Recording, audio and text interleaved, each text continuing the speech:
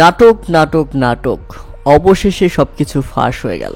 তামিম ইকবালের নতুন নাটক এখন সবার প্রকাশ্যে। বিএনপির রাজনীতিবিদ আলী আজগর লবি অনুষ্ঠানে ঘোষণা করেছেন যে তামিম ইকবাল বিএনপির প্রার্থী হিসেবে বিসিবি নির্বাচনে অংশগ্রহণ করবেন। আলী আজগর বলেন, আমরা বিএনপি থেকে বিসিবি সভাপতি পদের জন্য তামিম ইকবালকে মনোনীত করছি।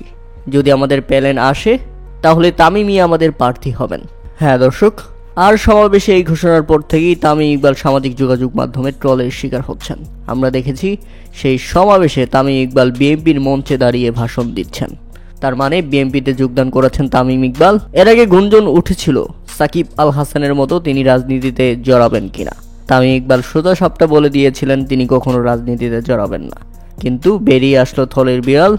অবশেষে তামিম ইকবাল বিএনপির প্রার্থী হিসেবে মনোনীত হচ্ছেন বিসিবি নির্বাচনে এবং অংশগ্রহণ করছেন বিএনপির প্রার্থী হিসেবেই। প্রিয় দর্শক, এই ব্যাপারে আপনাদের মতামত অবশ্যই আমাদের কমেন্ট করে জানাবেন।